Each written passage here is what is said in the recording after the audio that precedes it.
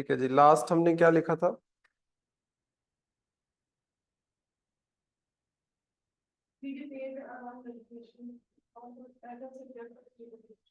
ठीक है।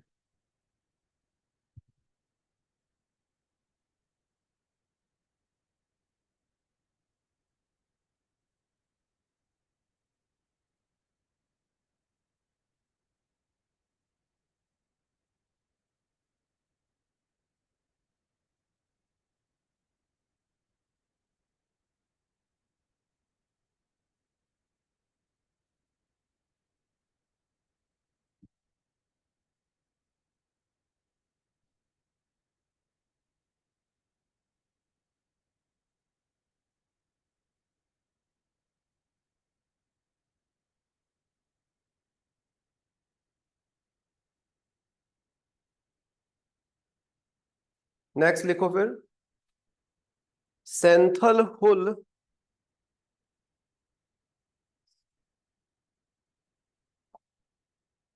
सेंथल हुल of 1855 of 1855 celebrated its 169th anniversary. Celebrated its 169th anniversary. So ये एक इवेंट है, एक अपराइजिंग है अगेंस्ट द ब्रिटिशर्स, जो कब हुई है? 1855 में। सो इस बार 2024 में इसको 169 ईयर्स हो चुके हैं इस अपराइजिंग को, तो उसको वो सेलिब्रेट कर रहे हैं। अब ये है क्या, इसके बारे में आपको पता होना चाहिए, क्योंकि कई बार क्या होता है कि ये है तो हिस्ट्री का इवेंट, बट करंट में उसका सेलिब्रेशन वगैरह चल रहा है, तो उसके ऊपर क्वेश्चन पूछ लिया जाता है। जब आप प्रीलिम्स में देखोगे आपको लगेगा ये हिस्ट्री का क्वेश्चन है, बट एक्चुअली क्या है, वो करंट में चल रहा था, इसलिए इस अपराइजिंग के ऊपर क्वेश्चन पूछा जा रहा है। ठीक है, सो लिखो इसमें, this uprising this uprising was one of the earliest peasant uprising, peasant मतलब farmers, one of the earlier peasants uprisings, one of the earliest peasant uprisings against the colonial rule of, against the colonial rule of British East India Company, colonial rule of British East India Company, comma, this revolt began on, this revolt began on 30 June 1855. This revolt began on 30 June 1855, comma, it was led by, it was led by four brothers, चार, four brothers named, four brothers named Siddho, Siddho, Kanho, Siddho, Kanho, Chand, Chand and Bhairav, and Bhairav Murmu, and Bhairav Murmu, along with their sisters, along with their sisters Fulo and Jhano, Fulo and Jhano, Fulo and Jhano, in the region of, in the region of Santhal Pargana, Santhal Pargana, PARGANA, Santhal Pargana of present day Jharkhand state, Santhal Pargana of present day Jharkhand state. So है क्या, जून के आखिर में जाके 1855 में Britishers की जो policies थी, ब्रिटिशर्स कौन से, खास तौर पे ईस्ट इंडिया कंपनी, क्योंकि 1858 तक हमारा जो देश है एक तरीके से किसके कंट्रोल में रहा है, ईस्ट इंडिया कंपनी के कंट्रोल में रहा है, ब्रिटिश सरकार के कंट्रोल में नहीं था। सो ईस्ट इंडिया कंपनी के द्वारा जो स्ट्रिक्ट लॉज इंप्लीमेंट किए जा रहे थे हमारे देश के किसानों के ऊपर, तो वहां पे वन ऑफ द अर्लीस्ट जो रिवोल्ट किसानों ने स्टार्ट किया वो है आपका सेंथल हुल अपराइजिंग। होता कहां पे है, सेंथल परगना में। परगना इज लाइक ब्लॉक, जैसे ब्लॉक नहीं होते आज के टाइम पे, दैट इज परगना। सो सेंथल वाले रीजन में होता है, और ये रीजन कहां पे पड़ता है, आज के टाइम पे ये झारखंड में पड़ता है। पहले अगर आप देखोगे तो बिहार वाले एरिया में ये पड़ता था, लेकिन अभी क्या है, उसके बाद झारखंड स्टेट बन गई इन द ईयर 2000। सो आज ये आपको झारखंड स्टेट के अंदर देखने को मिलेगा एरिया। इस अपराइजिंग को स्टार्ट किया गया 4 भाइयों और उनकी 2 बहनों के द्वारा, जिनके नाम यहाँ पे मेंशन किए गए हैं। कई बार क्वेश्चन पूछ लेते हैं, क्योंकि दीज वर द लीडर्स जिन्होंने इस अपराइजिंग को स्टार्ट किया था। अब कारण क्या था इसके पीछे, ऐसा क्या कर रही थी ब्रिटिश ईस्ट इंडिया कंपनी, तो लिखो फिर next point. The revolt targeted, the revolt targeted not only Britishers, the revolt targeted not only Britishers but also upper caste, but also upper caste. ध्यान से देखो, भैरव मुर्मू, हमारी प्रेसिडेंट का नाम क्या है, द्रौपदी मुर्मू, और द्रौपदी मुर्मू क्या है, शेड्यूल ट्राइब से बिलोंग करती है, तो मतलब पिछड़ी हुई जनजाति है ना। तो ये भी क्या है, पिछड़ी हुई जनजातियों से बिलोंग करते हैं। Not only against the Britishers but also upper caste, comma zamindars, zamindars, comma darogas, daroga DAROGAS, दरोगा क्या होते थे, दरोगा इज लाइक पुलिस ऑफिसर आप बोल सकते हो, जो खास तौर पे ना उस टाइम पे ये इंश्योर करते थे कि सारे किसान जो टैक्स है वो पे करें आप बोल सकते हो। तो दरोगास के अगेंस्ट भी है, जो पुलिस ऑफिसर है एक तरीके से, दरोगास, कॉमा मनी लेंडर्स, जो पैसा ब्याज पे देते थे, money lenders, comma all of them are collectively termed as, all of them are collectively termed as, इन सबको एक साथ इन्होंने क्या बोला, Diku. All of them were collectively termed as Diku. ऐसी चीजों के ऊपर क्वेश्चन पूछ लेते हैं कि दीकू का मतलब क्या है जी, इसके ऊपर अगर क्वेश्चन पूछा गया, कौन कौन से लीडर इस रिवोल्ट के अंदर इन्वॉल्व थे आप बोल सकते हो, किसके अगेंस्ट ये रिवोल्ट था। तो ये सिर्फ ब्रिटिशर्स के अगेंस्ट नहीं है, उनके अगेंस्ट तो है ही है, ब्रिटिशर्स की सपोर्ट से जो लोग पीसेंट्स को एक्सप्लॉइट कर रहे थे उनके अगेंस्ट भी है। ब्रिटिशर्स की अच्छी खासी सपोर्ट रहती थी अपर क्लास हिंदूज को, ब्रिटिशर्स की अच्छी खासी सपोर्ट होती थी मनी लेंडर्स को। मनी लेंडर्स एक तरीके से चमचे होते थे ब्रिटिशर्स के। दरोगास वगैरह सब किसके कंट्रोल में है, ब्रिटिशर्स के कंट्रोल में है। तो मतलब जो भी किसानों को एक्सप्लॉइट करने वाले लोग बैठे हुए थे उन सबको एक साथ इन्होंने क्या बोल दिया, दीकूस। और उन सबके खिलाफ ये आपका जो रिवोल्ट है ये छिड़ता है जून 1855 के अंदर, राइट। नेक्स्ट लिखो, it aimed to protect, it aimed to protect economic, comma cultural It aimed to protect economic, cultural, religious rights of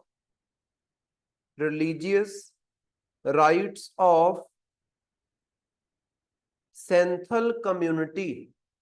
Religious rights of Santhal community. सो जो सैंथल कम्युनिटी, सैंथल एक ट्राइबल कम्युनिटी है जो सैंथल रीजन में रहती है।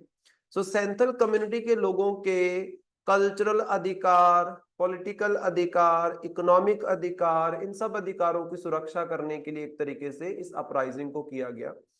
देखो हमारे देश में ना जब तक तो मुगल्स का शासन रहा है, मुगल्स का शासन खासतौर पे जब मैं बात करता हूं तो उसका मतलब है औरंगजेब तक। औरंगजेब के बाद अगर आप देखोगे जो मुगल आए हैं वो बहुत वीक है, तो वो तो एक तरीके से पपेट ही आप बोल सकते हो ब्रिटिशर्स के। लेकिन औरंगजेब तक जो मुगल्स का शासन चला है उसमें किसी भी शेड्यूल्ड ट्राइब या ट्राइबल कम्युनिटी को तंग नहीं किया गया था। मोस्टली मुगल्स ने अवॉइड किया जंगलों के अंदर घुसना। लेकिन ब्रिटिशर्स ने क्या किया, जंगलों के अंदर रह रही जो कम्युनिटीज हैं उनसे भी टैक्स कलेक्ट करना स्टार्ट किया, उनकी जमीनें उनसे छीननी स्टार्ट की। वहां पे बाहर की जनता को अलाउ कर दिया कि आप जंगलों के अंदर का जो एरिया है वहां पे जाके आप ट्रेड कर सकते हो, एक्सपोर्ट इंपोर्ट उस एरियाज में से बाहर की तरफ कर सकते हो, क्योंकि बहुत सारा जंगलों में मटेरियल ऐसा मिलता था जिसकी डिमांड आप बोल सकते हो यूरोप में हुआ करती थी। जिससे क्या हुआ, इनका कल्चर डिल्यूट होना स्टार्ट हुआ। पहले तो कहा वो कम्युनिटी बिल्कुल आइसोलेटेड होके रहती थी, अब क्या है उनको मेन स्ट्रीम समाज के साथ इन्होंने कनेक्ट कर दिया। वहां पे इंग्लिश एजुकेशन को फैलाना स्टार्ट किया, बहुत सारी चीजें ब्रिटिशर्स ने करनी स्टार्ट किया बोल सकते हो। इसके अलावा वहां पे क्रिश्चियनिटी को फैलाना स्टार्ट किया, उनके धर्म जो है, धार्मिक जो अधिकार है उसका भी हनन हो गया एक तरीके से। सो जिस वजह से ये जो रिवोल्ट है ये पीसेंट्स स्टार्ट करते हैं। नेक्स्ट पॉइंट लिखो। The uprising led to the uprising led to enactment of the uprising led to enactment of Santhal Pargana Tenancy Act।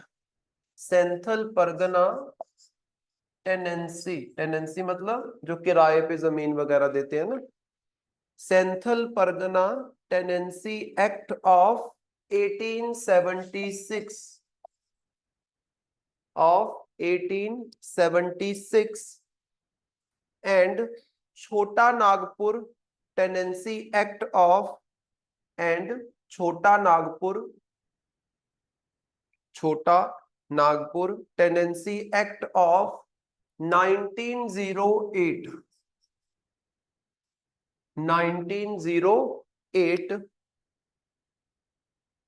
for preserving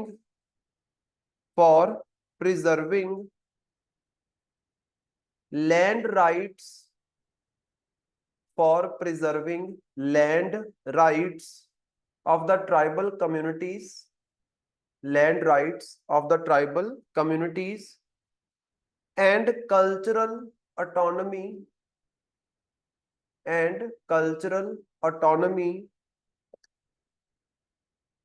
of the tribals in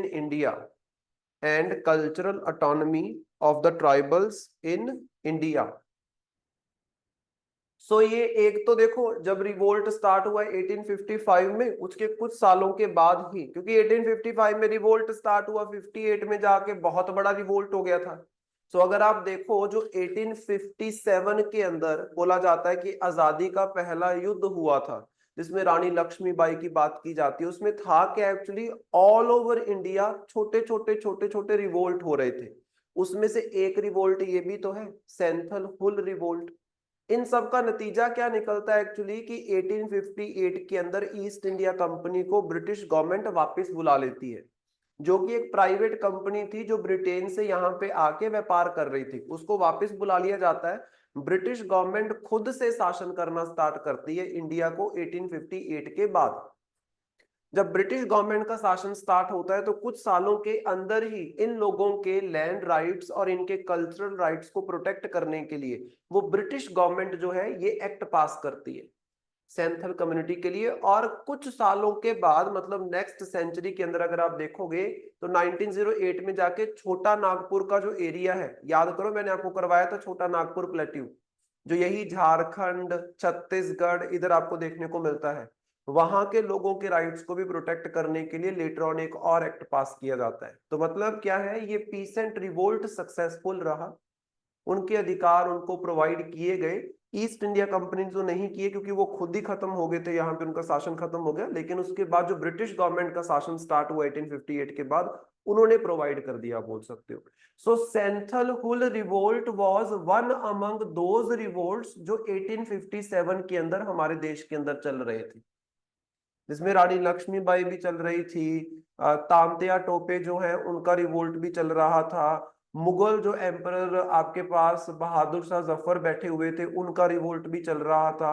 south में जाओगे वहां पे बहुत सारे revolt चल रहे थे, ऑल ओवर इंडिया चल रहे थे, जिसको टोटल कलेक्टिवली बोल देते हैं the war of independence of 1857। उसमें ये भी है, उसको याद रखना, ठीक है। नेक्स्ट लिखो, the Murmu brothers, the Murmu brothers led around, led led led around 60,000 senthals,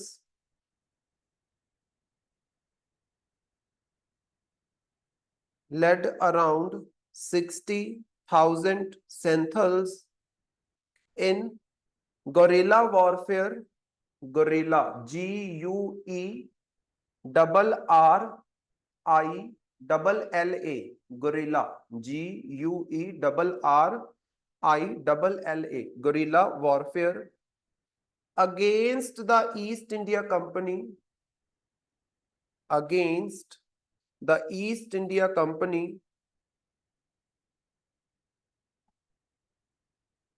comma more than 15,000, 15,000 से ज्यादा, more than 15,000 सेंथल्स जो इस कम्युनिटी के लोग थे, lost their lives, more than 15,000 Santhals lost their lives, and over 10,000 villages, and over 10,000 villages were destroyed, were destroyed।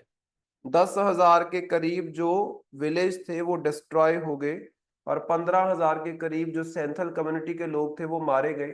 ये जो चारों आपके मुर्मू ब्रदर्स हैं, सिद्धो, कानो, चंद एंड भैरव, इन्होंने अपने साथ 60,000 सेंथल कम्युनिटी के लोगों को इकट्ठा किया और गोरिल्ला वॉरफेयर स्टार्ट की। गोरिल्ला वॉरफेयर का मतलब होता है कि सीधा मैदान में उतर के आप युद्ध नहीं कर रहे हो, आप छुप छुप आके अटैक करते हो। जैसे फॉर एग्जांपल ये लोग क्या करते थे, कोई military, not military, east India company की फोर्सेस आ रही हैं आप बोल सकते हो, उनके ऊपर मान लो बॉम्ब गिराया या छुप के अटैक किया, बाद में भाग गए, तो छुप के किसी के ऊपर अटैक करना आप बोल सकते हो, उसको बोलते हैं गोरिल्ला वॉरफेयर। लेकिन सामने वाले को तंग करना, उनके दफ्तरों को आग लगा देना, ये सारी चीजें इस टाइम पे की जा रही थी। Automatically British east India company भी आगे से रिस्पॉन्ड करेगी। 1857 के रिवोल्ट में अगर तुम देखोगे, विक्ट्री किसकी हुई है, ब्रिटिश ईस्ट इंडिया कंपनी की। रानी लक्ष्मीबाई एंड ऑल बहुत अच्छे से लड़े हैं, लेकिन ये हारे हैं सारे के सारे, इस चीज को दिमाग में याद रखो। जीता कौन है, British east India company. But जीतने के बाद भी ब्रिटिश ईस्ट इंडिया कंपनी का शासन यहाँ पे कंटिन्यू नहीं हो पाता, क्योंकि जिस देश से वो आ रही थी उस देश के जो क्वीन थी आप बोल सकते हो, उनका ये मानना था कि अब ये शासन खत्म कर देना चाहिए इनका, और हमें खुद जाके इंडिया को मैनेज करना चाहिए, क्योंकि ये प्राइवेट कंपनी मैनेज नहीं कर पा रही, आप बोल सकते हो। लेकिन जीते वही है, इस चीज को दिमाग में याद रखना। नेक्स्ट करंट अफेयर लिखो,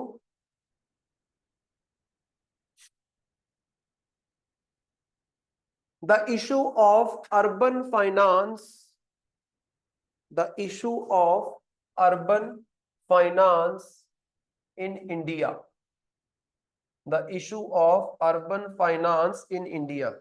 हमारे जर्नल स्टडीज के पेपर में अलग से टॉपिक है अर्बनाइजेशन, तो उसके साथ रिलेटेड ये करंट अफेयर है जो न्यूज में चल रहा था। The issue of urban finance in India.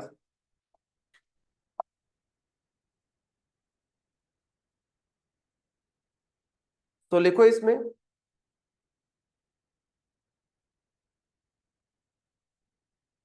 The developments concerning the developments concerning 16th finance commission, concerning 16th finance commission,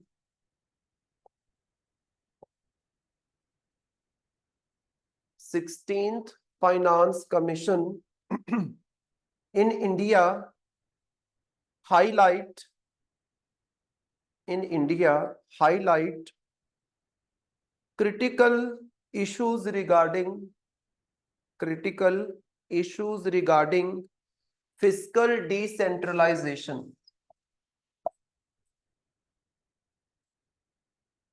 fiscal decentralization,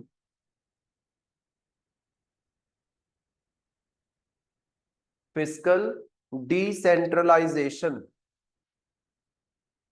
ध्यान से देखो, रिसेंटली हमारे देश के अंदर 15th फाइनेंस कमीशन जो है उसको बिठाया गया है, जिसकी रिपोर्ट माना जा रहा है कि 2026 तक आपकी इंप्लीमेंट होगी। 2026 तक इसकी रिपोर्ट हो सकता है, उससे पहले भी इसकी रिपोर्ट आ जाए 16th फाइनेंस कमीशन की। 16th फाइनेंस कमीशन के बारे में भी लिखेंगे, लेकिन इन लोगों ने एक पॉइंट को हाईलाइट किया है, दैट इज कि हमारे देश में ना फिस्कल डिसेंट्रलाइजेशन की प्रॉब्लम है। देखो, फिस्कल का मतलब क्या होता है? रेवेन्यू एंड एक्सपेंडिचर के साथ रिलेटेड जितने भी मुद्दे होते हैं, सरकार कहां से कमाई करेगी और कहां पे खर्च करेगी, चाहे वो केंद्र सरकार हो, चाहे वो स्टेट सरकार हो, चाहे वो पंचायत हो, चाहे वो म्युनिसिपल कॉरपोरेशन हो, तीनों लेवल पे, सेंट्रल सरकार, स्टेट सरकार, लोकल सरकारें। सो अगर उनके पास रेवेन्यू कलेक्ट करने के साधन है, रिसोर्स है, और एक्सपेंडिचर वो अपनी मर्जी से कर सकते हैं, तो उसको हम बोलेंगे हमारे देश में फिस्कल डिसेंट्रलाइजेशन हो चुका है। बट प्रेजेंटली हमारे पास ये फिस्कल डिसेंट्रलाइजेशन की प्रॉब्लम आपको देखने को मिलती है। जैसे फॉर एग्जांपल, अर्बन लेवल पे जो म्युनिसिपल कॉरपोरेशन होता है वो टैक्स वगैरह लगाता है, लेकिन वो बहुत कम टैक्स है, जिसकी वजह से जो आपके पास म्युनिसिपल कॉरपोरेशन जैसे चंडीगढ़ का है, उनके पास ज्यादा पैसा होता नहीं है कि वो अपनी मर्जी से खर्च कर सके। उनको डिपेंड होना पड़ता है किसके ऊपर? केंद्र सरकार के ऊपर। जैसे यूटी है तो केंद्र सरकार के ऊपर, अगर किसी स्टेट की सिटी की बात करोगे तो स्टेट सरकार के ऊपर।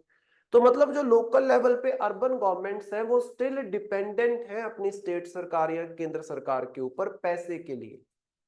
पंचायतों को देख लो, पंचायत कितना टैक्स लगाती है, पंचायत भी तो ग्रांट के ऊपर डिपेंडेंट होती है। तो मतलब क्या है, वो अपनी मर्जी से डिसाइड नहीं कर सकते कहां से रेवेन्यू लेके आना है, कहां पे एक्सपेंडिचर करना है। तो मतलब हमारे यहाँ पे फिस्कल डिसेंट्रलाइजेशन नहीं है, और इस मुद्दे को हाईलाइट कर रहा है कौन? 16th finance commission. सो लिखो next point, the 16th finance commission, the 16th Finance Commission has been requested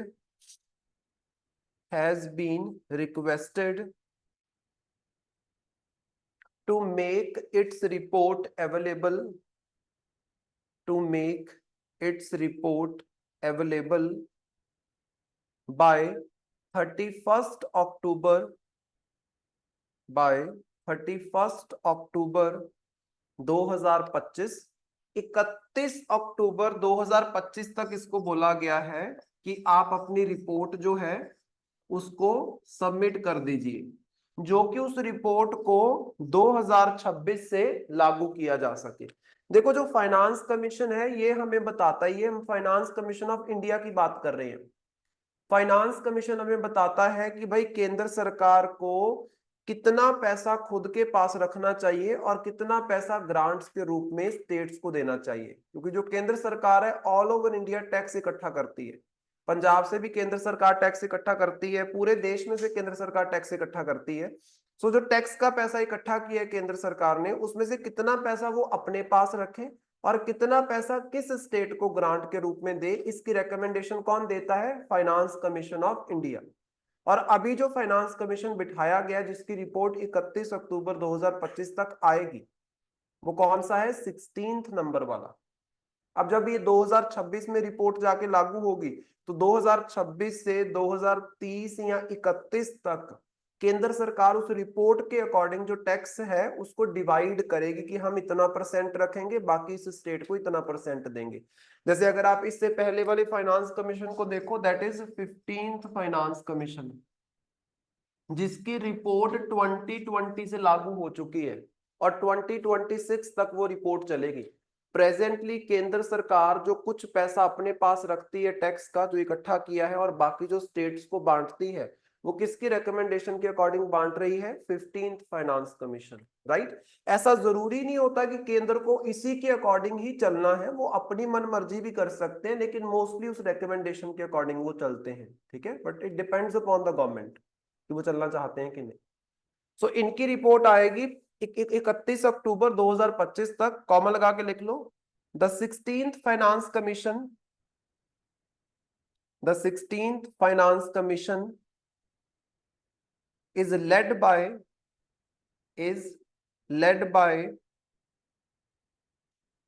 Dr. Arvind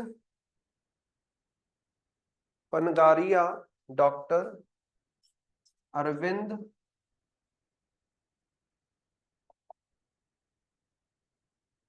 Pangaria, comma, the former vice chairman of NITI Aayog. पनगारिया पहले क्या रह चुके हैं? वाइस चेयरमैन रह चुके हैं किसके? नीति आयोग के। और अभी ये चेयरमैन है, किसके चेयरमैन है? 16th फाइनेंस कमीशन के। ये इंपॉर्टेंट होता है, पूछ लेते हैं कि 16th फाइनेंस कमीशन का चेयरमैन कौन है, तो वो है डॉक्टर अरविंद पनगारिया। याद रखना इस बात को, बाकी जब इनकी रिपोर्ट आएगी तो वो आपको पता होनी चाहिए।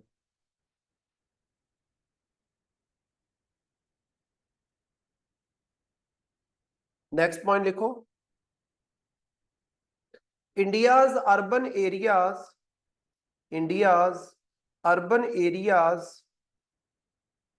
which contributes 66% to the GDP of India, ये इंपॉर्टेंट डाटा है, which contributes 66% to the GDP, gross domestic product, GDP of India,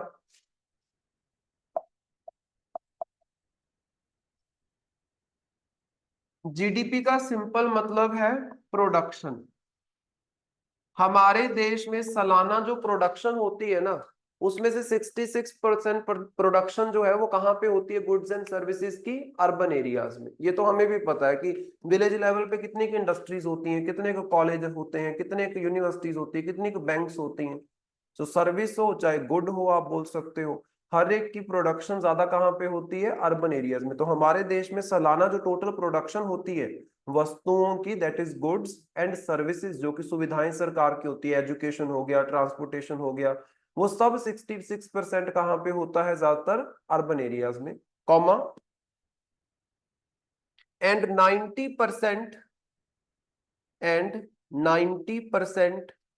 of the total government revenue, 90% of the total government revenue, मतलब सरकार को जो कमाई होती है, जो सरकार टैक्स इकट्ठा करती है, उसमें से 90% टैक्स का पैसा कहां से इकट्ठा करती है सरकार? Urban areas. रूरल एरिया में तो जो खेती करने वाले हैं उनके ऊपर तो टैक्स लगता ही नहीं, अगर आप ध्यान से देखो, मतलब डायरेक्ट टैक्स नहीं लगता है, इनडायरेक्ट तो हर एक बंदा ही भर रहा है जो वस्तुओं के ऊपर लगता है। जैसे अगर आपने 20 रुपए की नमक की थैली खरीदी तो टैक्स तो उसके ऊपर भी लगा है, 1 रुपए की आपने टॉफी खरीदी, टैक्स तो उसके ऊपर भी लगा है, उसमें कोई शक नहीं है। लेकिन ज्यादातर जो सरकार के पास पैसा इकट्ठा होता है टैक्स का, डायरेक्ट टैक्स का, इनकम टैक्स वगैरह का, कॉर्पोरेट टैक्स का, वो कहां से आता है? ज्यादातर 90% अर्बन एरिया से। नेक्स्ट पॉइंट लिखना,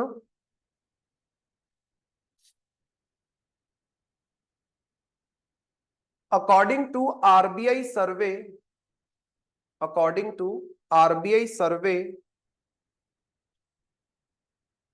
of 221 municipal corporations of 221, 221 municipal corporations का एक सर्वे किया गया, of 221 municipal corporations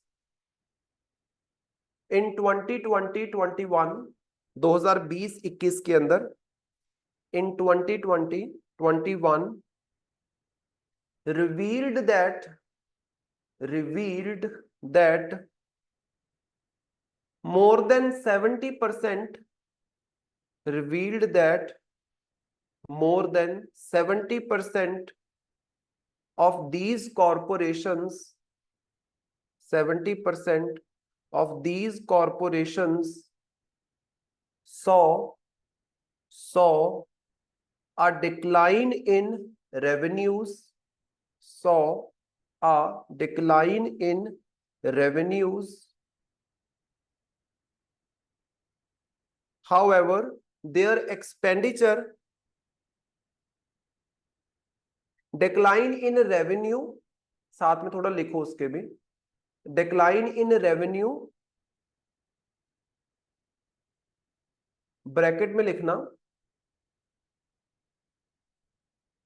almost 70% municipal corporations, almost 70% municipal corporations, 70% जो टोटल 221 म्युनिसिपल कॉर्पोरेशन का डाटा इन्होंने इकट्ठा किया था, उसमें से 70% म्युनिसिपल कॉर्पोरेशंस में क्या देखा गया कि उनकी जो कमाई है वो कम हो रही है।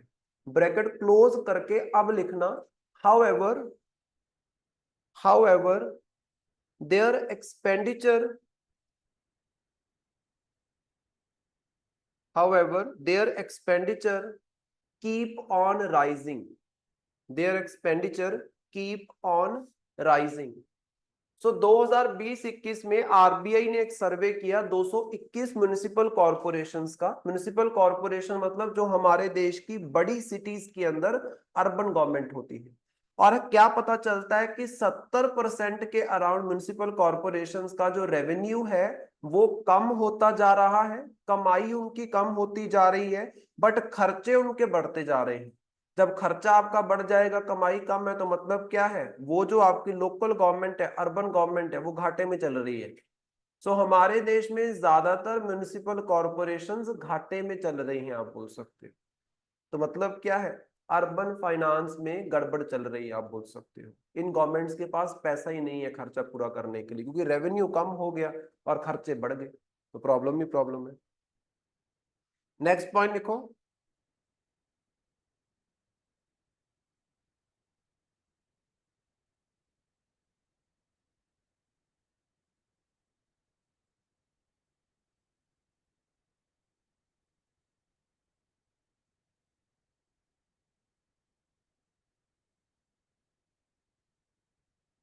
According to World Bank, according to World Bank,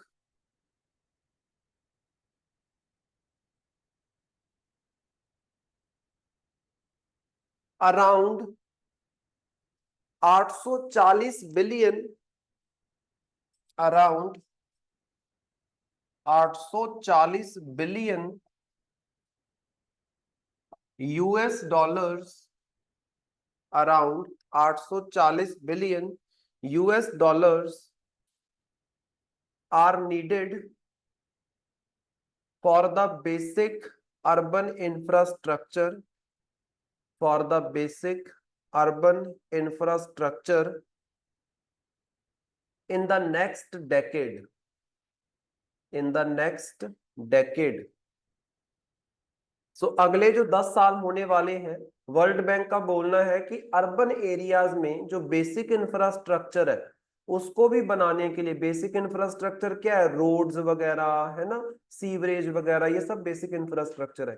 इसको भी क्रिएट करने के लिए कम से कम आपको कितना पैसा चाहिए, 840 बिलियन यूएस डॉलर का पैसा चाहिए, आप बोल सकते हो। तो मतलब अच्छी खासी डिमांड जो है अर्बन एरियाज में पैसे की होने वाली है, लेकिन रेवेन्यू उनका क्या होता जा रहा है, कम होता जा रहा है, और उनका जो एक्सपेंडिचर है वो क्या है, बढ़ता जा रहा है। तो प्रॉब्लम चल रही है, आप बोल सकते हो। नेक्स्ट पॉइंट देखो,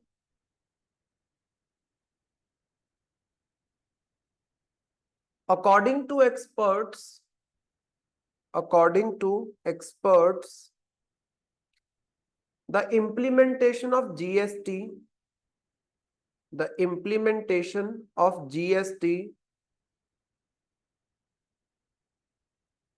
severely impacted, severely मतलब बहुत ही बुरे तरीके से, severely impacted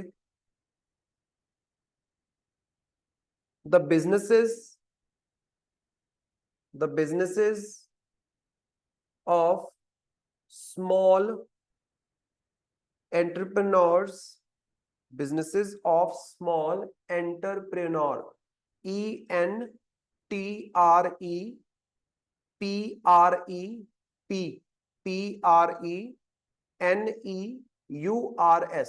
एंटरप्रेन्योर मतलब इंडस्ट्रियलिस्ट, स्मॉल इंडस्ट्रियलिस्ट और entrepreneurs, resulting in significant decline, resulting in significant decline in the tax revenue for urban local bodies, in the tax revenue for urban local bodies.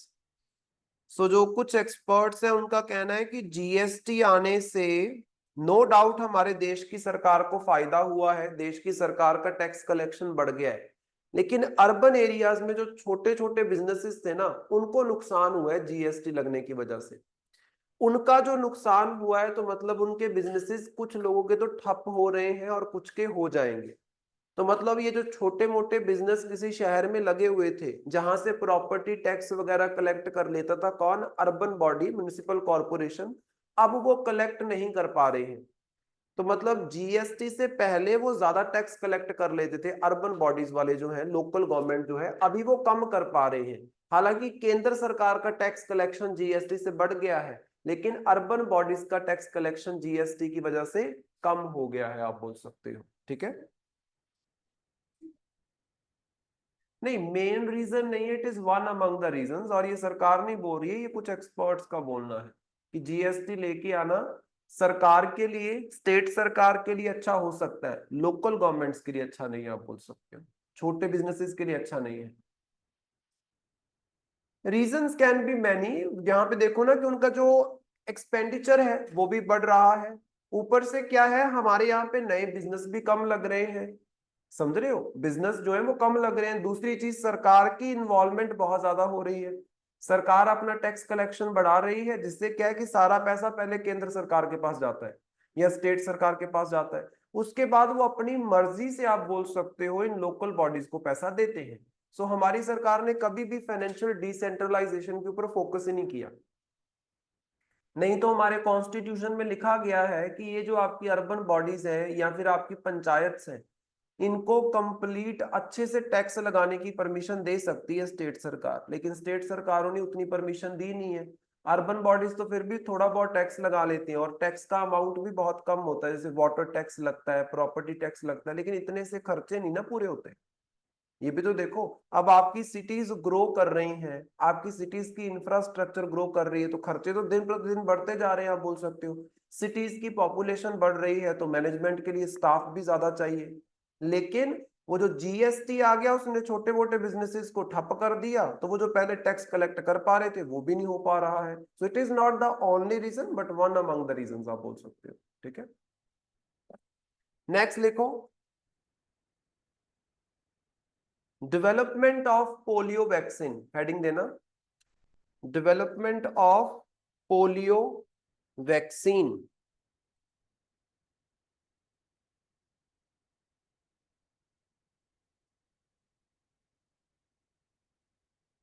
Development of polio vaccine,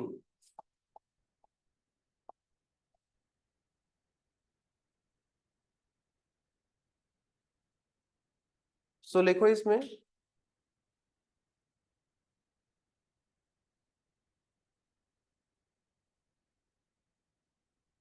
the wild polio virus, the wild polio virus is beginning to reappear. The wild polio virus is beginning to reappear in the big cities, in the big cities of Afghanistan, of Afghanistan and Pakistan, big cities of Afghanistan and Pakistan due to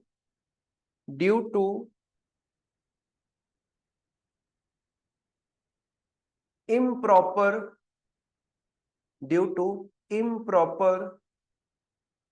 vaccine, due to improper vaccine delivery, comma, poverty, comma,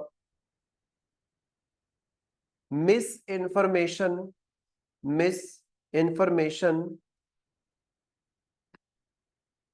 full stop. As a result,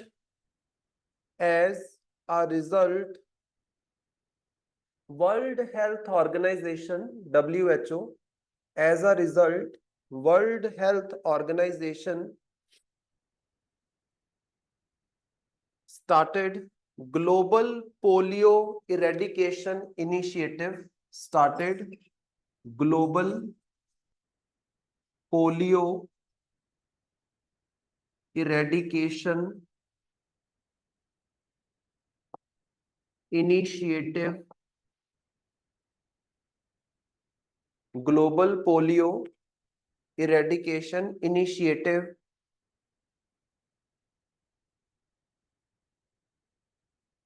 but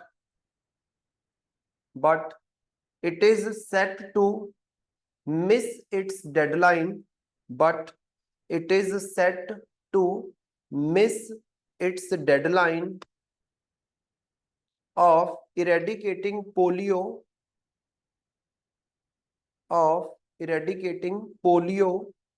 by the end of 2026, eradicating polio by the end of 2026, bracket में लिख लेना. The initiative began in 1988. The initiative began in 1988. इसके ऊपर question भी पूछा गया था Punjab PCS के अंदर एक बार कि दुनिया में कौन सी वो कंट्रीज है जहां पे पोलियो की बीमारी अभी भी आपको देखने को मिलती है. तो दो ही कंट्रीज हैं, अफगानिस्तान एंड पाकिस्तान. वहां पे पोलियो वायरस अभी नहीं चलता है, वहां पे चलता है वाइल्ड पोलियो वायरस. तो पोलियो वायरस का ही एक नया फॉर्म है, उसको बोलते हैं वाइल्ड पोलियो वायरस. जिसके ऊपर क्या आप बोल सकते हो, वैक्सीन काम तो कर सकती है, बट चक्कर ये है कि इन एरियाज में बहुत कॉन्फ्लिक्ट्स चल रहे हैं. जैसे अफगानिस्तान को देख लो, 2001 से लगातार अफगानिस्तान में डिस्टरबेंस चल रही है. इनफैक्ट 1990 के टाइम से चल रही है, जब से वहां पे तालिबान का शासन स्टार्ट हुआ था, आप बोल सकते हो. और उसके बाद पाकिस्तान को देख लो, पाकिस्तान में भर भर के गरीबी है, इकोनॉमी के बुरे हालात है, वैक्सीन वगैरह लोग लगवाते नहीं है, मिस इन्फॉर्मेशन है वैक्सीन के बारे में कि इससे ये हो जाएगा वो हो जाएगा, जैसे कोविड-19 की वैक्सीन के बारे में था. सो मतलब इन सब चीजों से क्या हो रहा है, ये दो कंट्रीज में ना चाहते हुए भी अभी तक भी पोलियो की बीमारी एग्जिस्ट कर रही है. और 1988 में पोलियो को इरेडिकेट करने के लिए, हटाने के लिए WHO ने एक प्रोग्राम लॉन्च किया था जिसका नाम था ग्लोबल पोलियो इरेडिकेशन इनिशिएटिव, जिसका टारगेट ईयर था 2026 कि 2026 तक दुनिया जहान से हमने पोलियो को हटा देना है. लेकिन ये नहीं हटा पाएंगे. 2026 के बाद भी चांसेस हैं कि अफगानिस्तान एंड पाकिस्तान में पोलियो की बीमारी आपको देखने को मिलेगी. तो ये इनिशिएटिव अपनी डेडलाइन पूरी नहीं कर पाएगा, आप बोल सकते हो. नेक्स्ट पॉइंट लिखो, देयर आर टू वैक्सीन्स, दो, there are two vaccines, number one inactivated polio vaccine, inactivated polio vaccine जिसको बोलते हैं IPV, ब्रैकेट में लिख लेना, इनएक्टिवेटेड पोलियो वैक्सीन। और नंबर दो है oral polio vaccine, oral polio vaccine. हमारी यही चलती है ना ज्यादा, बूंदे नहीं पिलाते पोलियो वाली, वो वाली oral polio vaccine. Have helped nearly, have helped nearly eradicating polio from the world, have helped nearly eradicating polio from the world।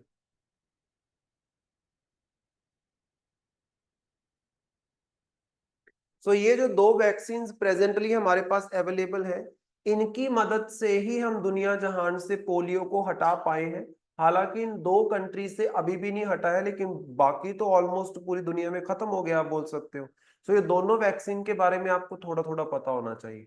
Number one लिख लो फिर IPV, that is inactivated polio vaccine.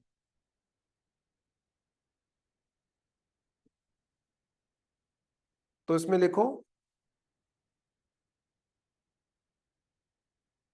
it was developed by, it was developed by Dr. Jonas Salk, Dr. Jonas Salk in the year, in the year 1955, in the year 1955,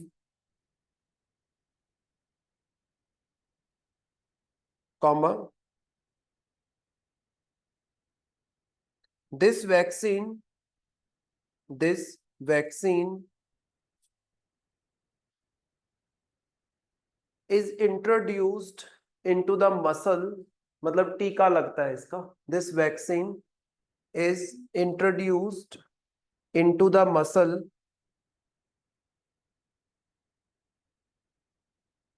to generate immunity of the body, to generate immunity of the body against the polio virus, against the polio virus।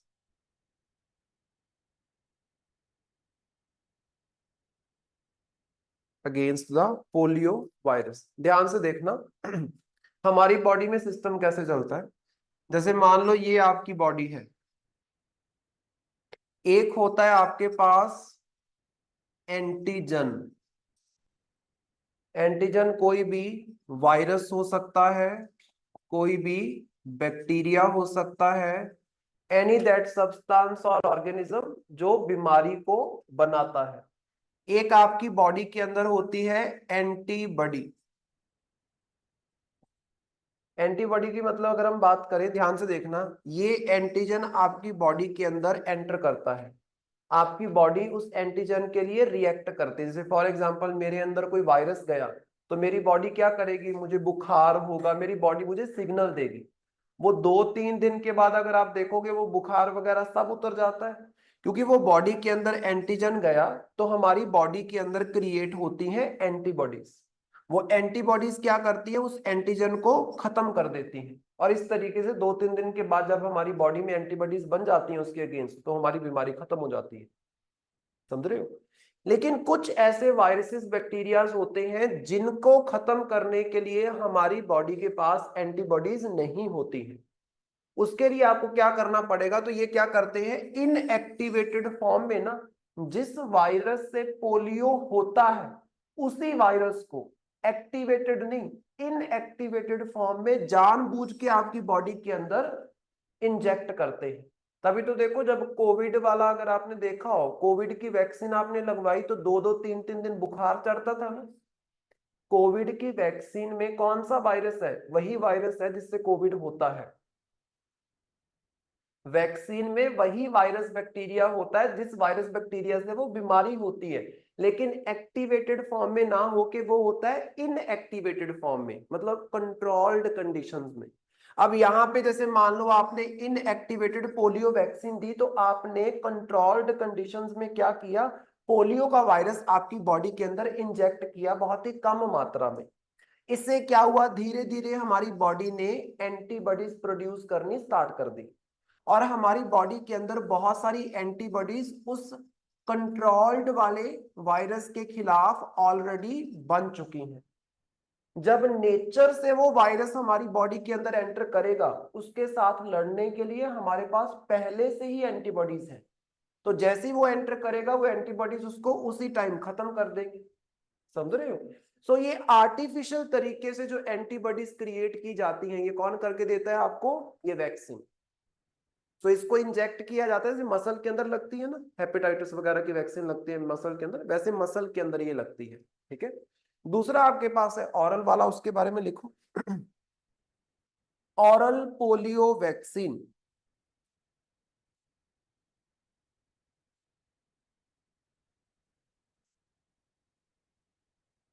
नहीं अभी तो नहीं, वो पहले muscle वाली लगती थी, अभी नहीं लगती, लेकिन उसका इस्तेमाल कई जगहों पे अभी भी होता है। आजकल तो वो बूंदों वाली ही चलती है, आप बोल सकते हो, क्योंकि वो इजी है ना डिलीवर करनी, आप बोल सकते हो। सो लिखो, oral polio vaccine was developed by oral polio vaccine was developed by Albert Sabin,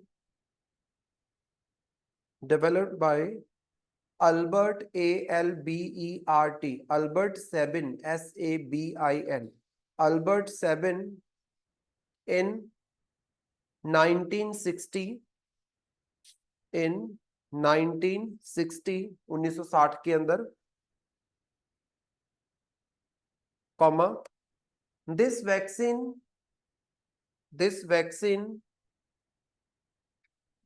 is administered orally. This vaccine is administered orally, मतलब ये बूंदों के माध्यम से बॉडी के अंदर इंजेक्ट की जाती है। दूसरे पहले वाले में क्या है, इंजेक्शन लगता था। ठीक है, सो इसके बारे में थोड़ा याद रखना, ये न्यूज में चल रहा था।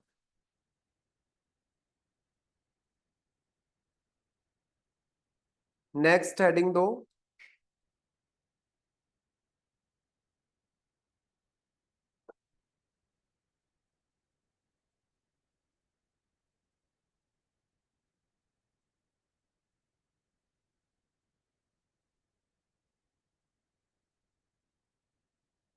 तो लिखना,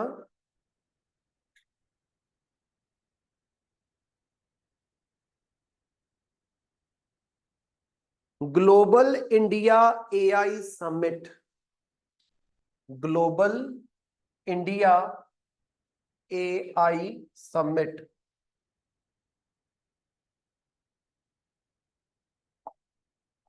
ग्लोबल इंडिया एआई समिट, ऐसे लिखना।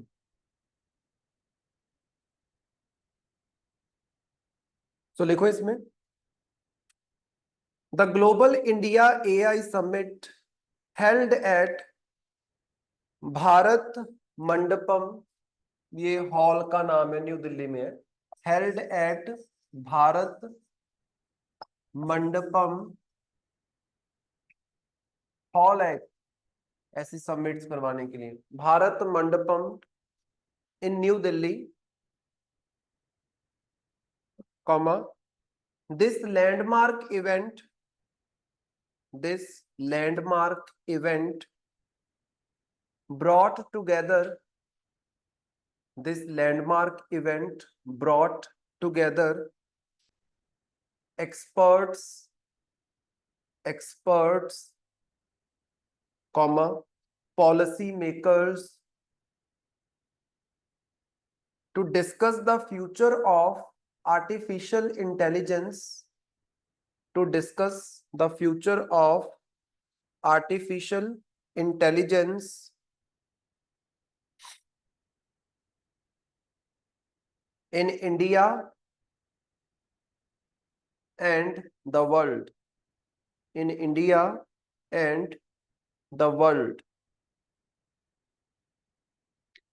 So इंडिया में एआई, आर्टिफिशियल इंटेलिजेंस, समझते हो ना क्या होता है? जो ऑटोमेटेड आजकल चीजें हो रही हैं, उसका क्या फ्यूचर होना चाहिए, क्या फ्यूचर हो सकता है, या ग्लोबल लेवल पे क्या फ्यूचर हो सकता है, इन चीजों को डिस्कस किया गया ग्लोबल इंडिया एआई समिट के अंदर, जहां पे दुनिया जहां से और इंडिया से जो एक्सपर्ट्स हैं, जो पॉलिसी मेकर्स हैं, वो इकट्ठे होते हैं। कहाँ पे? ये जगह का नाम है, ये जगह क्या है? जैसे ऑडिटोरियम नहीं होता, वैसे हॉल है जिसका नाम है भारत मंडपम, न्यू दिल्ली, देश की कैपिटल में आपको देखने को मिलेगा। मोस्टली दिल्ली में जब कोई मीटिंग वगैरह होती है, ऐसी समिट्स होती हैं यहीं पे, जैसे G20 की समिट में दिल्ली में जो हुई थी वो यहीं पे कंक्लूड हुई थी, जो खत्म हुई थी, आप बोल सकते हो। नेक्स्ट सब हेडिंग दो, key highlights and outcomes of the summit. Key highlights and outcomes of the summit, क्या इंपॉर्टेंट चीजें हैं जो इस समिट की हाईलाइट है? Number 1, global AI discourse. Global AI discourse. Global AI discourse लिखना इसमें।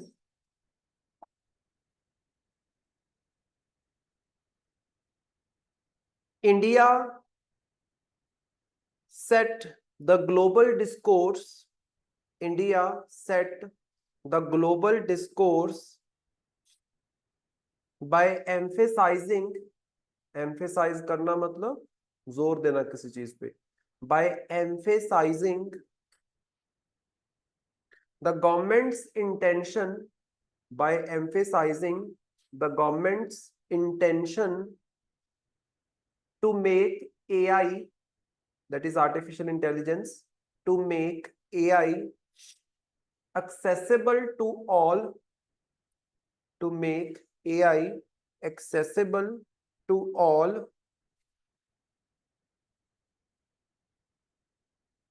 comma, the summit provided a platform, the summit provided a platform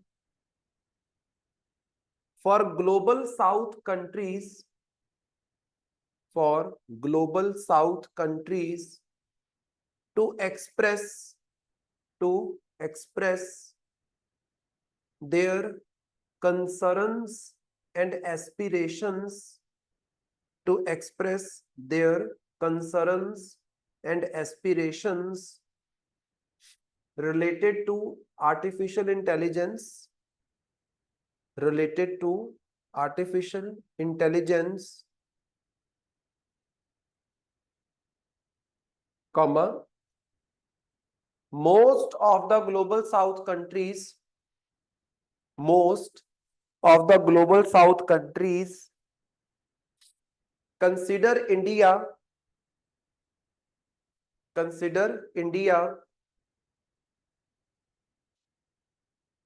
as a leader and role model, as a leader and role model in bridging, bridge, in bridging the gap with global north, in bridging, bridge करना मतलब gap को दूर करना, in bridging the gap with global north। देखो India ने सीधा ही clear की ये बात, इंडिया बड़े टाइम से क्लियर कर रहा है कि जो एआई टेक्नोलॉजी है, या फिर जो भी डिजिटलाइजेशन होता है या नई टेक्नोलॉजीज होती हैं, टेक्नोलॉजी का डेमोक्रेटाइजेशन करो। टेक्नोलॉजी का डेमोक्रेटाइजेशन का मतलब होता है टेक्नोलॉजी को अफोर्डेबल बनाओ और एक्सेसिबल बनाओ। ऐसा ना हो कि पूरे वर्ल्ड में कुछ गिनी चुनी कंट्रीज में भी कुछ गिने चुने लोगों के पास ये हाई क्लास टेक्नोलॉजी हो। इंडिया चाहता है कि हर एक बंदा इस टेक्नोलॉजी का फायदा उठाए, तो मतलब इंडिया एआई को प्रमोट कर रहा है, जो कि आपको करना भी पड़ेगा क्योंकि future is all about AI. लेकिन ऐसा प्रमोशन है हमारे यहाँ पे कि एक गरीब से गरीब बंदा भी एआई का इस्तेमाल कर सके, फिर फायदा होगा। जिसकी वजह से ग्लोबल साउथ की जितनी भी कंट्रीज है, ग्लोबल साउथ मतलब पिछड़ी हुई कंट्रीज, जो छोटी इकोनॉमीज है, ग्लोबल नॉर्थ मतलब जो बड़ी कंट्रीज है, यूएसए, कनाडा, यूके, फ्रांस, ऐसी कंट्रीज। ग्लोबल साउथ की जो कंट्रीज है, ये मैप के ऊपर भी उस दिन मैंने लाइन लगाई थी, अगर आप देखो। सो ग्लोबल साउथ की जो कंट्रीज हैं, उन्होंने अपने कंसर्न्स रखे एआई को लेकर कि क्या हमें लगता है क्या खतरा हो सकता है एआई टेक्नोलॉजी का, क्या वो करना चाहते हैं, वो एस्पिरेशंस बताए। साथ ही साथ उन्होंने कंसीडर किया कि इंडिया वो कंट्री है जो ग्लोबल साउथ की कंट्रीज में एआई टेक्नोलॉजी में किस तरीके से ग्रोथ करवाई जाए, इसकी हेल्प उनको प्रोवाइड कर सकता है। सो इंडिया वो जो ब्रिज है आप बोल सकते हो, जो ग्लोबल नॉर्थ की कंट्री से ये टेक्नोलॉजी उठा के ग्लोबल साउथ की कंट्री तक पहुंचा सकता है। क्योंकि इंडिया के रिलेशन ग्लोबल साउथ की कंट्रीज के साथ, पिछड़ी हुई कंट्रीज के साथ भी बहुत अच्छे हैं, और ग्लोबल नॉर्थ की एडवांस इकोनॉमी के साथ भी बहुत अच्छे हैं। तो आपकी ये रिस्पॉन्सिबिलिटी है एक तरीके से। Number 2, India AI mission focus. India AI mission focus, mission focus. So लिखो इसमें,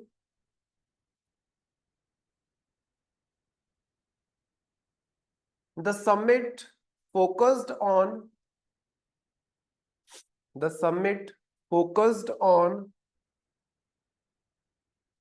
core areas, core CORE, core areas of inclusive AI ecosystem. Inclusive मतलब जिसमें पिछड़े से पिछड़े बंदे को भी ऐड किया जाए। Inclusive AI ecosystem, comma, this includes, this includes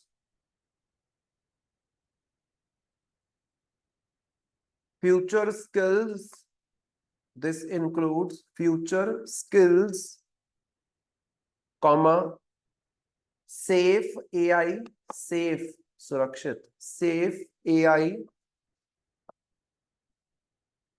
comma, startup financing, startup financing, comma, application development, application development, etcetera, etcetera. तो यहां पे इंडिया ने फोकस किया कि किस तरीके से हम आने वाले समय में हमारे देश में एआई को प्रचलित करने वाले हैं, एआई को प्रमोट करने वाले हैं। उसमें बहुत सारी चीजें हैं कि नए नए स्टार्टअप्स जो एआई टेक्नोलॉजी में काम करना चाहते हैं उनको हेल्प करो, नई नई एप्स डेवलप करवाओ, लोगों को अवेयर करो इस टेक्नोलॉजी के बारे में, समझ रहे हो। तो मतलब जैसे डिजिटल इंडिया प्रोग्राम था तो उसमें भी सरकार को ये सब करना पड़ा। अब एआई मिशन भी है हमारा, that is India AI mission. तो इससे क्या होगा, इससे all over India AI technology जो है वो इंक्लूसिव बन पाएगी। इंक्लूसिव मतलब हर एक बंदे तक वो पहुंच पाएगी, सिंपल। नेक्स्ट लिखो, startup ecosystem support, startup ecosystem support, तीसरा।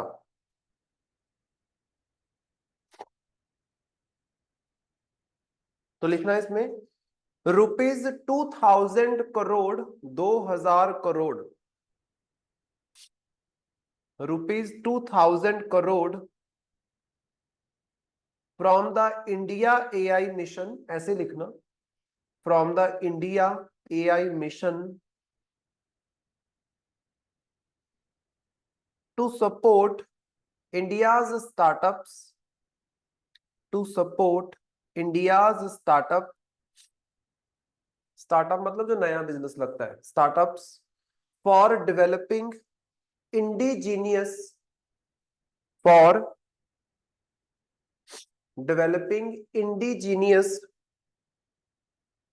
AI based solutions, for develop developing indigenous AI based solutions, comma, the total allotment for India AI mission, the total allotment for India AI mission is 10,732. It's not 700. 10,372 crores. इतना पैसा सरकार ने अलग किया है AI के लिए। इतना पैसा 10,000 करोड़ से ज्यादा पैसा जो है सरकार लगाएगी एआई, इंडिया एआई मिशन के ऊपर, जिसमें से 2,000 करोड़ रुपया इस समिट के दौरान सीधा किसको अलॉट कर दिया गया, जो नए बिजनेसेस सेटअप किए जाएंगे, जिनका काम क्या होगा, हमारे देश के लोगों के बिजनेसेस जो एआई टेक्नोलॉजी के सॉल्यूशंस ढूंढेंगे। सॉल्यूशंस मतलब जैसे फॉर एग्जांपल नया कोई वेबसाइट बनाना, नई कोई ऐप बनाना, मतलब इंडिया में बने। ऐसा ना हो कि इंडिया को फ्यूचर में जाके यूएस या चाइना की एप्स इस्तेमाल करनी पड़े एआई की, जैसे चैट जीपीटी वगैरह, ये वो फलाना ढिमकाना, कितना कुछ अभी चल रहा है। इंडिया का कितना क्या है, कुछ भी नहीं है। समझ रहे हो? तो ये जो बाहर की कंट्रीज की एप्लीकेशंस अभी हम एआई की यूज कर रहे हैं, इंडिया की तो है नहीं। तो इसलिए ये स्टार्टअप्स को इतना पैसा जो है इसमें लगाया जाएगा, जो कि हमारी इंडिजिनियस एप्स वगैरह और प्लेटफॉर्म्स वगैरह एआई के बनाए जा सके, जो कि हम फॉरेन की कंट्रीज के ऊपर डिपेंडेंट ना हो। देन चौथा है AI education. AI education,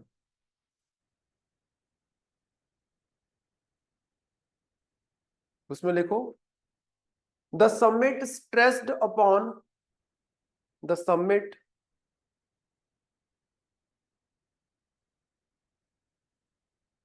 stressed upon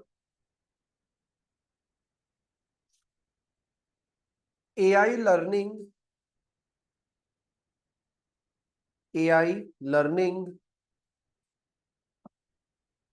to speed up, to speed up the widespread AI literacy, to speed up the widespread AI literacy। सो हमारे देश में लोगों को एआई टेक्नोलॉजी के बारे में जानकारी हो, चलानी आती हो एआई टेक्नोलॉजी, सो उसके लिए आपको क्या है, एआई एजुकेशन को प्रमोट करना पड़ेगा। तो सिंपल सी बात है, बच्चों को पढ़ाना स्टार्ट करो। जैसे आज अगर एनसीईआरटी वगैरह आप चेक करोगे तो वहां पे डिजिटल इंडिया की बात की जाती है, ये सारी चीजें होती है ना, आप बोल सकते हो। तो वैसे फिर एआई का इस्तेमाल करो। फॉर एग्जांपल सरकारी स्कूलों में आपने देखा होगा कि ऑनलाइन क्लासेस लगनी स्टार्ट हुई, एक रूम बना होता है सरकारी स्कूल के अंदर भी, जहाँ पे ऑनलाइन लेक्चर डिलीवर होता है हफ्ते में एक बार। उसी तरीके से एआई टीचर्स भी तो हो सकते हैं। एआई टीच जैसे AI news anchors, news reporters हो सकती हैं या हो सकते हैं, तो एआई टीचर्स भी तो हो सकते हैं। एआई एक्सपेरिमेंटेशंस भी तो हो सकती हैं। तो वो सारी चीजें बच्चों को बताओ, फिर थोड़ा अवेयर करो, आप बोल सकते हो इसके बारे में, जो कि वो इस फील्ड में आगे बढ़ सके। एआई के कोर्सेज लॉन्च करो यूनिवर्सिटीज के अंदर, जैसे बीटेक होता है, ये फलाना, इतना कुछ हमारे अलग अलग फील्ड के कोर्सेज होते हैं। एग्रीकल्चर का हो गया, स्पेशलाइज्ड कोर्सेज होते हैं ना, तो एआई का स्पेशलाइज्ड कोर्स लॉन्च करो, तभी तो वो लोग ये सारी रिसर्च करके कुछ बनाएंगे, आप बोल सकते हो। नेक्स्ट हेडिंग देना,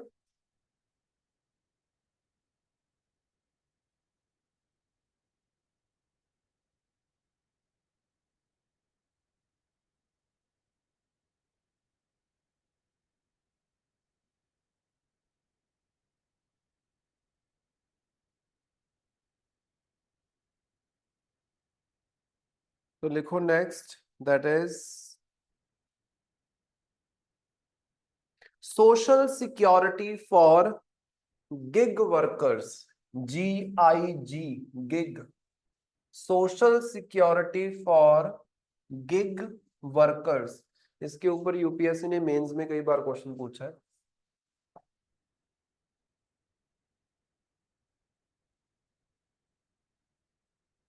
गिग वर्कर समझते हो क्या होता है? लिखो फिर।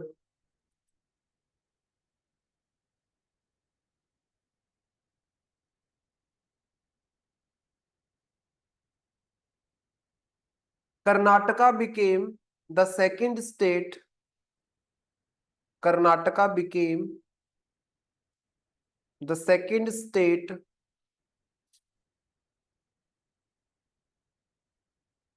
after Rajasthan. After Rajasthan to come up with a legislation to come up with a legislation for gig workers for gig workers comma the gig workers are independent contractors. The gig workers are independent contractors or online platform workers or online platform workers. For example, Amazon delivery partner, Amazon delivery partner,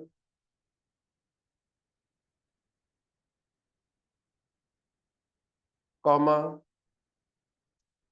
Zomato delivery partners, Zomato delivery partners,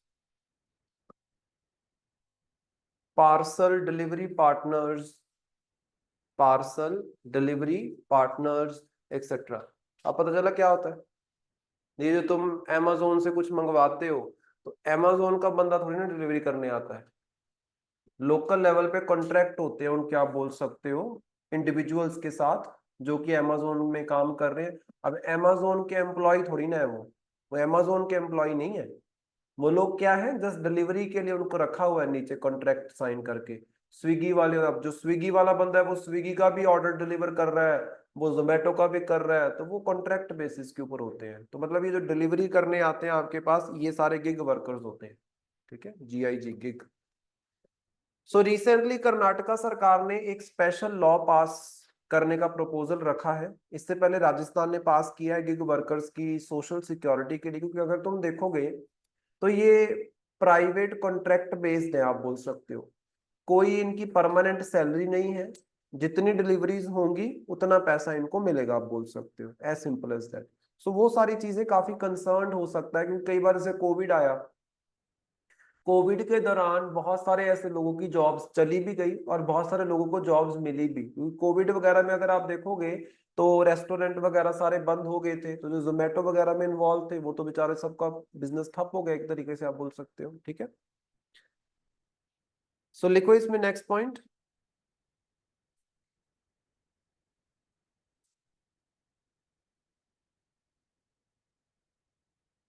the gig economy of India, the gig economy of India refers to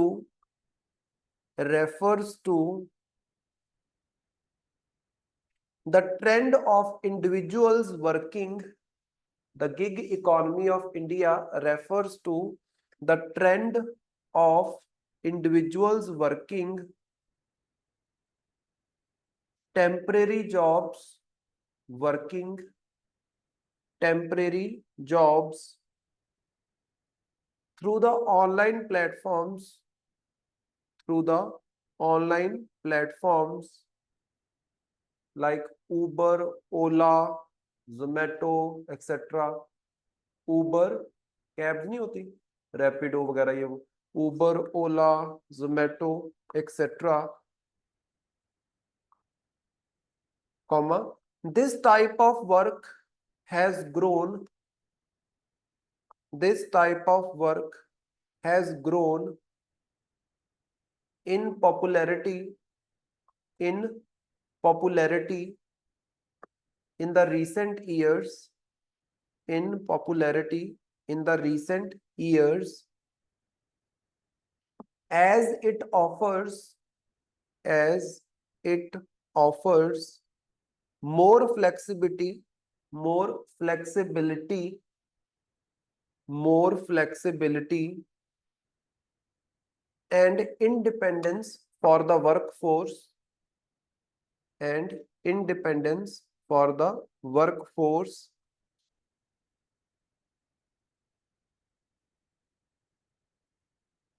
comma, presently in India, presently in India, more than 26 lakh, more than 26 lakh worker involved in retail trade and sale, involve in retail trade and sale, ये जो Amazon वगैरह हो गया जहां पे चीजें बेची खरीदी जाती हैं उसमें जो डिलीवरी वाले होते हैं, retail trade and sale platforms, comma 13 lakh 13 lakh involved in transportation,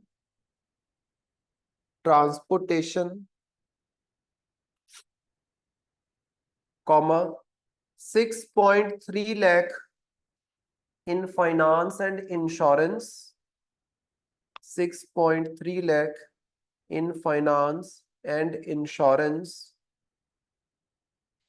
more than 1 lakh in online educational platforms, more than 1 lakh in online educational platforms, etc. All these are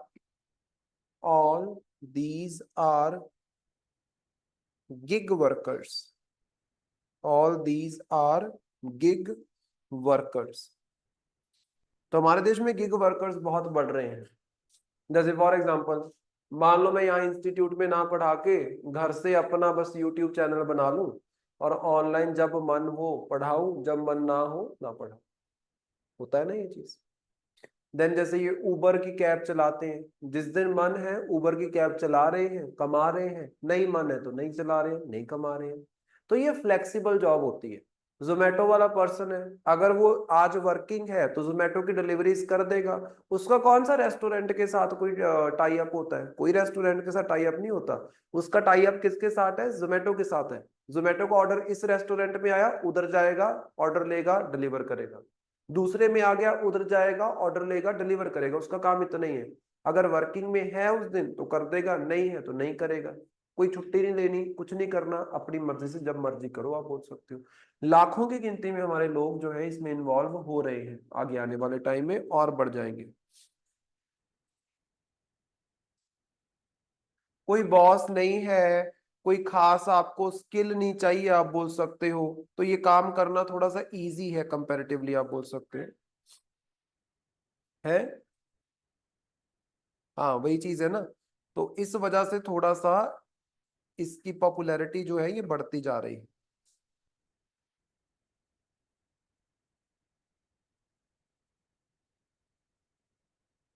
एक मिनट देना मुझे।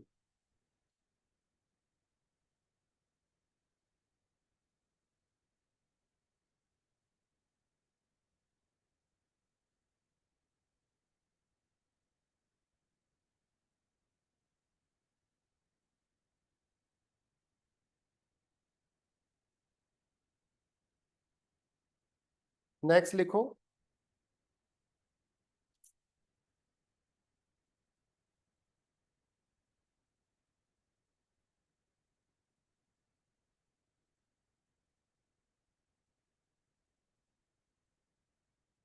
What is the need to provide social security benefits to gig workers?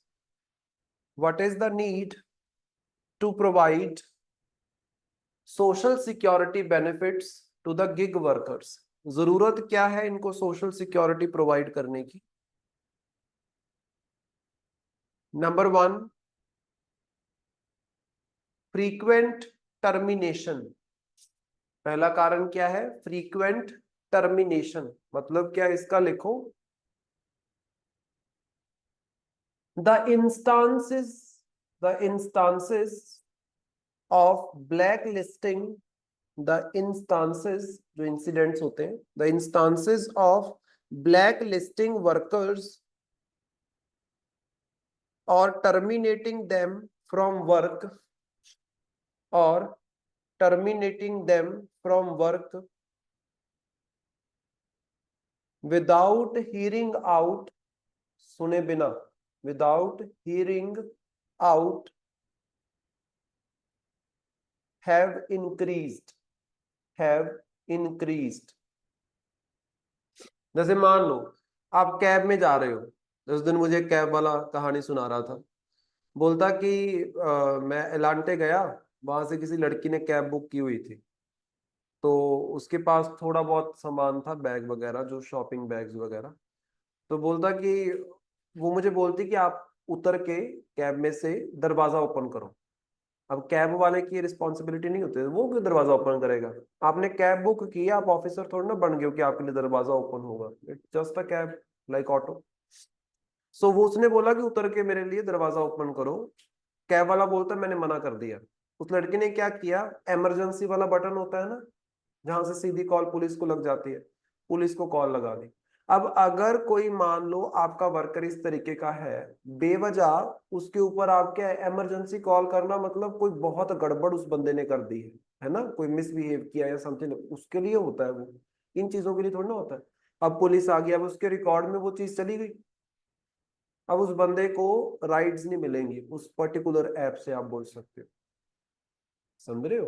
तो ये सारी चीजें होती है। तो मतलब फीडबैक देने से पहले लोग सोचते नहीं है, अगर देखो असल में कोई गड़बड़ है तो आप वैसा फीडबैक दो। नहीं तो लोग छोटी मोटी चीज के लिए क्या है, बहुत ही गलत बढ़ा चढ़ा के फीडबैक दे देते हैं, और उनका वो काम धंधा ठप हो जाता है। उनको फिर अपनी आईडी चेंज करके नई आईडी बनानी पड़ती है, और कई बार वो भी नहीं बन पाती क्योंकि सेम बंदा होता है। इसीलिए आपने देखा होगा कई बार वो किसी दूसरे पर्सन की आईडी के ऊपर गाड़ी चला रहे होते हैं। आपको शो कोई और होगा लेकिन आएगा कोई और, उसका कारण यही होता है। तो मतलब गिग वर्कर्स जो होते हैं उनकी ज्यादा सुनवाई होती नहीं है, आप बोल सकते हो। थोड़ी बहुत कंप्लेंट हुई, उनको जॉब से निकाल दिया जाता है, एक तरीके से आप बोल सकते हो। जॉब इन द सेंस, वो प्लेटफॉर्म उनको अब वो अपॉर्चुनिटी नहीं प्रोवाइड करेगा कि उनके प्लेटफॉर्म के ऊपर वो काम कर सके। ऐसे ही जोमेटो वर्कर्स के साथ भी होता है, आप बोल सकते हो। उनकी भी आईडीज बनी होती हैं, तो वो अगर आप उनकी कंप्लेंट कर दो कि मेरे खाने में गड़बड़ थी, ये था वो था, ऐसे हो गया, तो at the and Zomato worker के ऊपर ही बात पड़ जाती है, आप बोल सकते हो। होटल वाला बच जाता है, कस्टमर बच जाता है, उसमें मतलब पिस्ता कौन है बीच में, तो वो वही रह जाता है, आप बोल सकते हो। सो इसलिए थोड़ा सा जरूरी है कि उनको एक सेफ सा एनवायरनमेंट प्रोवाइड करना। Number two, economic security. Economic security,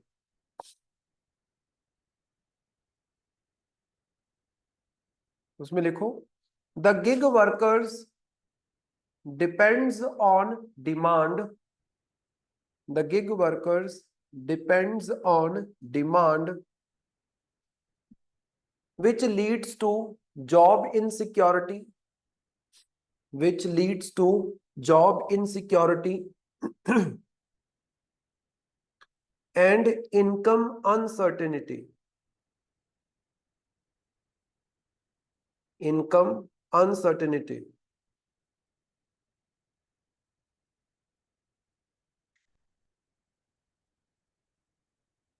income uncertainty.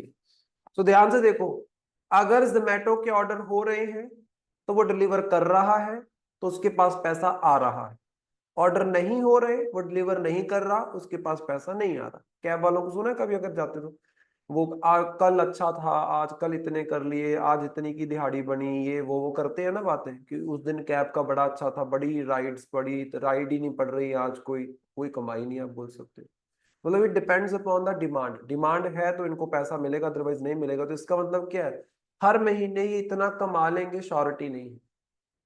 हो सकते हैं अच्छा भी कमा ले, हो सकते हैं कमाई भी ना हो, आप बोल सकते हो। कोविड में यही तो हुआ था, ना कोई कैब चल रही थी, ना कोई जोमेटो चल रहा था, तो सबका काम ठप हो गया, आप बोल सकते हो। ऊपर से कोविड चल रहा है। तीसरा लिखो, हेल्थ इंश्योरेंस।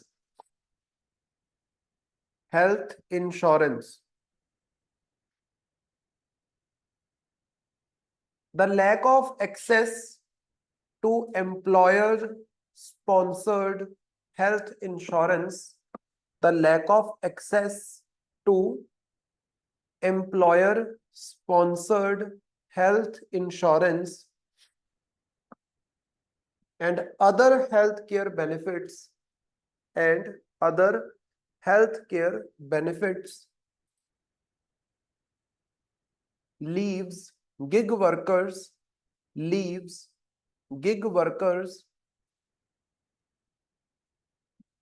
vulnerable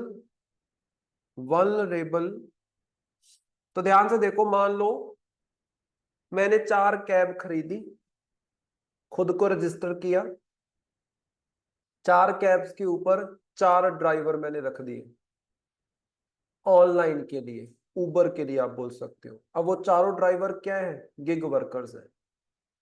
क्या मैं एज एन एम्प्लॉयर उनको हेल्थ इंश्योरेंस का गारंटी दे रहा हूं कि अगर मेरी कैब चलाते समय उनको कोई भी एक्सीडेंट हो गया तो उनका अगर कोई भी इलाज करवाना होगा तो मैं करवाऊंगा?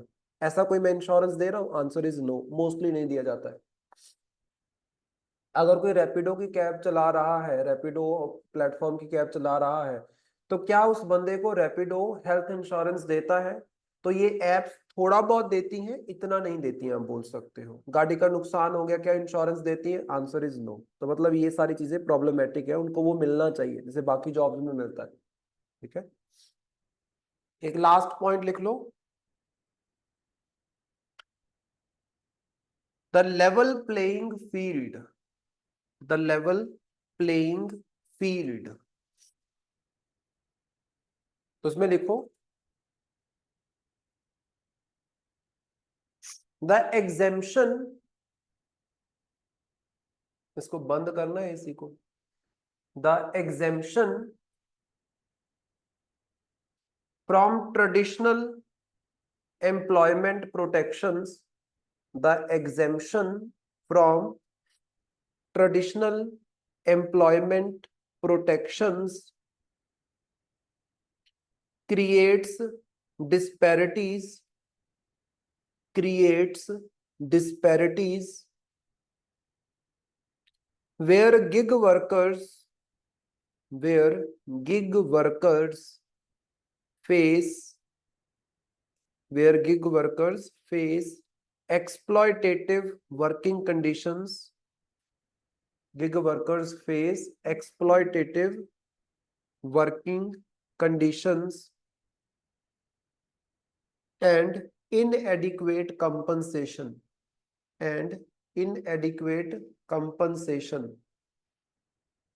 बड़ा सिंपल है, जब प्रॉपरली रजिस्टर्ड नहीं है बंदा, आप बोल सकते हो उसके कोई अधिकार नहीं है। वैसे अगर किसी कंपनी में कोई जॉब करता है तो उसको सारे ही अधिकार मिलते हैं, वो क्लेम कर सकता है, वो केस भी कर सकता है। जब गिग वर्कर्स के बारे में ऐसा कोई लॉ ही नहीं है हमारे देश में, अगर लॉ नहीं है ऑटोमेटिकली, अभी तो सरकार ने बना रखी है बट इतना स्ट्रांग अभी भी नहीं है। अगर एक अच्छा लॉ नहीं होगा तो ये गिग वर्कर्स कभी भी एक नॉर्मल जो एम्प्लॉयमेंट का सिस्टम चलता है उस तरीके से अधिकारों की डिमांड नहीं कर पाएंगे। तो मतलब इनका एक्सप्लॉयटेशन होता रहेगा। अगर एक गिग वर्कर का कोई जॉब के दौरान प्रॉब्लम हो जाता है, उसकी सुनवाई बहुत कम होती है, लेकिन अगर एक रेगुलर एम्प्लॉय है उसकी सुनवाई ज्यादा होती है, आप बोल सकते हो। तो ये प्रॉब्लम को सॉल्व करने के लिए भी आपको लॉ चाहिए। दैट्स इट, यहां तक इसको हम करते हैं, बाकी करेंगे फिर नेक्स्ट क्लास में। ठीक है, टेस्ट का पढ़ के आए हो, ट्रांसपेरेंसी एंड अकाउंटेबिलिटी वाला? ठीक है, फिर ये समझ आया जो मैंने करवाया ऑनलाइन, मंजोत? हाँ जी सर। ठीक है जी।